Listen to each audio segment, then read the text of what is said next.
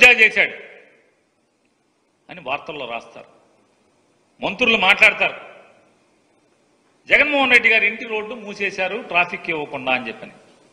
అంటే 2014 నుంచి 19 దాకా చంద్రబాబు నాయుడు గారు ఆ ఇల్లు ఎవరిదో తెలియదు, మనకి దాని ఓనర్ ఎవడో తెలియదు, లింగమనేని రమేషా తెలీదు, స్టేట్ గవర్నమెంటా తెలీదు, వీళ్ళు అద్దెకి తీసుకున్నారో తెలీదు, కొనుక్కున్నారో తెలీదు. అది ఒక త్రిశంకు స్వర్గం లాంటి బంగ్లాది. ఆ త్రిశంకు స్వర్గంలో అక్కడ ఉందని చెప్పని అది హోటల్ ఉందండి, ఆ హోటల్ పేరు లోటస్ ఏదో ఉంది, ఉండవల్లిలో లోటస్ హోటల్ అని ఉంది. ఆ లోటస్ హోటల్ దగ్గర నుంచి మొత్తం రాజుగారి ఆశ్రమం ఉంది, మంతిన రాజుగారి ఆశ్రమం, ఆ రోడ్డు మొత్తం కరకట్ట మొత్తం ట్రాఫిక్ జడ్జిలను తప్పితే ఎవరినన్నా వెళ్ళనిచ్చేవాళ్ళ. ఆఖరికి అధికార పార్టీ ఎమ్మెల్యేలు కూడా వెళ్ళనిచ్చేవాళ్ళు కదా, తెలుగుదేశం పార్టీ ఎమ్మెల్యేలకు కూడా దారి లేదు కదా. మరి మందడం, వైకుంఠపురం, కృష్ణాయపాలెం ఇట్లాంటి ఊళ్ళన్నిటికి కూడా ప్రజలందరూ కూడా అటు అటు చుట్టూ లోపల నుంచి తిరిగి రావాల్సిందే కదా. మొత్తం మూసేశారు కదా, 13 కిలోమీటర్లు మొత్తం రోడ్డు మూసారా, మూయలేదా?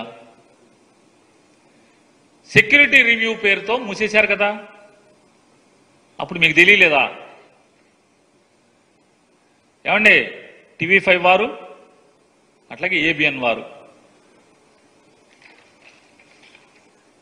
మరి చంద్రబాబు నాయుడు గారి ఇంటి ముందు అంటే కరకట్ట ఇల్లు అయింది చంద్రబాబు నాయుడు గారిది కాదు, ఆయన నివాసం ఉండేటువంటి ఇంటి రోడ్డు, ఆ రోడ్డు 13 కిలోమీటర్లు జడ్జి గారు, హైకోర్టు జడ్జీలు తప్పితే ఎవరిని వెళ్ళలేని పరిస్థితే కదా.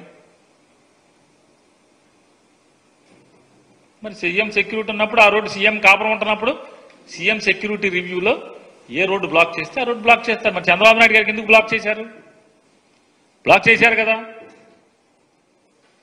వీళ్ళెళ్ళి ఆ TV5 ఛానల్లో ABN ఆంధ్రజ్యోతి చెప్తాడు, ఇన్నాళ్ళకి మా స్వేచ్ఛ వచ్చింది, మా రోడ్డు మాకు వచ్చేసింది.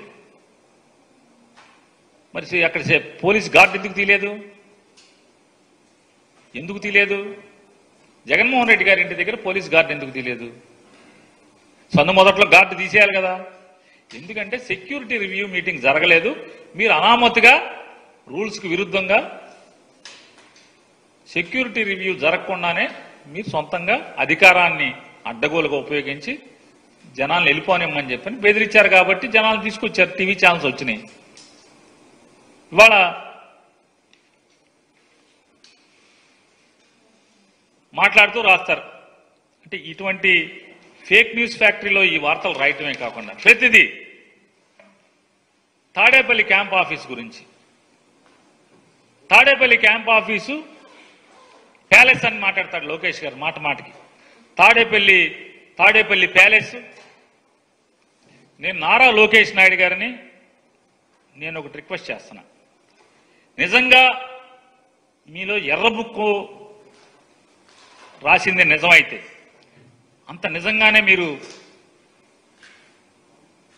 కలేజా ఉన్న రాజకీయ నాయకుడైతే నేను మిమ్మల్ని రిక్వెస్ట్ చేస్తున్నా, హైదరాబాద్లో మీ జూబ్లీ హిల్స్ ఫోటోలు ఇంతవరకు ఎవరికన్నా చూపించారా?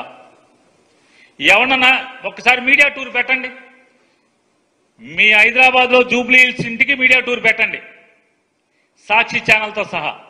అలాగే జగన్మోహన్ రెడ్డి గారి ఇంటికి కూడా మీడియా టూర్ పెడదాం, లేదా ఒక రిటైర్డ్ జడ్జితో వాల్యుయేషన్ కట్టిద్దాం, ఒక టీం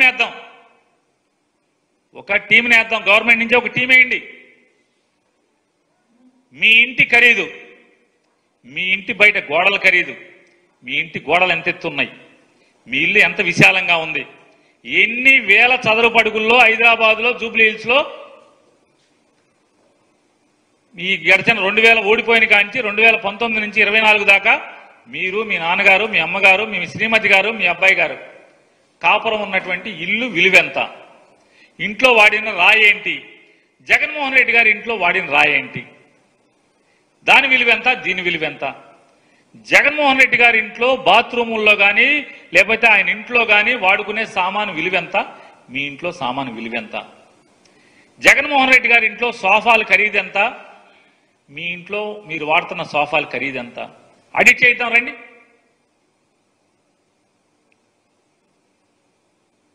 నిజంగా మీది ఎర్ర పుస్తకం నిజమైతే ఆడిట్ చేయించండి.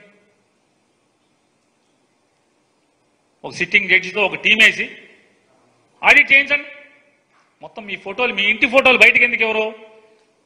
పవన్ కళ్యాణ్ గారు కూడా మీ ఇంటికి వస్తే మీ ఇంటి లోపల సోఫాలో కూర్చున్న ఫోటో ఇస్తారు తప్పితే మొత్తం మీ ఇల్లంతా ఎందుకు తీయనివ్వరు? తీయాలి కదా. మీ ఇల్లు ప్యాలెస్. ఇంతవరకు ఈ ప్రపంచానికి కనీసం ఎవరికి గృహప్రవేశానికి భోజనం కూడా వెళ్ళలేదు కదా ఎవరిని. మీ ఇంటే రానివ్వరు కదా, ఫోటో తీయనివ్వరు కదా.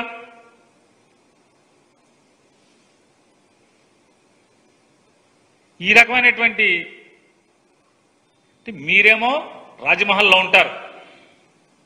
మీరు ఎన్టీ రామారావు గారు మనవడు పని పేరు మీద రామారావు గారిని ఏమో కొల్లబొడిచారు, రామారావు గారిని ఏమో ఎన్నో అవమానాలు చేశారు, అన్ని చేశారు, మీద చెప్పులేశారు, అధికారాన్ని లాక్కున్నారు.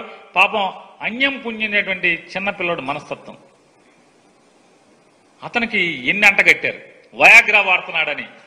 70 ఏళ్ల వయసులో వయాగ్రా వాడతాడా ఎన్టీ రామారావు గారు? ఎన్ని వార్తలు రాయించారు, ఎన్ని దూషణలు. ఆయనేమో చాకరీ చేయించుకుంటాక ఒక ఆవిడ్ని పెళ్లి చేసుకుంటే, అన్నం పెట్టే దిక్కు లేక పెళ్లి చేసుకుంటే, చివరికి ఆయనకి సెక్స్ కోరికలు, వయాగ్రాలు అంటగట్టి పిల్లోని పుట్టించాలంటున్నాడని అతని వ్యక్తిత్వాన్ని హననం చేయటం. అంటే ఈనాడు ఎన్టీ రామారావు గారి దగ్గర నుంచి ఈనాడు కానీ, ఆంధ్రజ్యోతి కానీ, చంద్రబాబు నాయుడికి వంత పాడేటువంటి మీడియా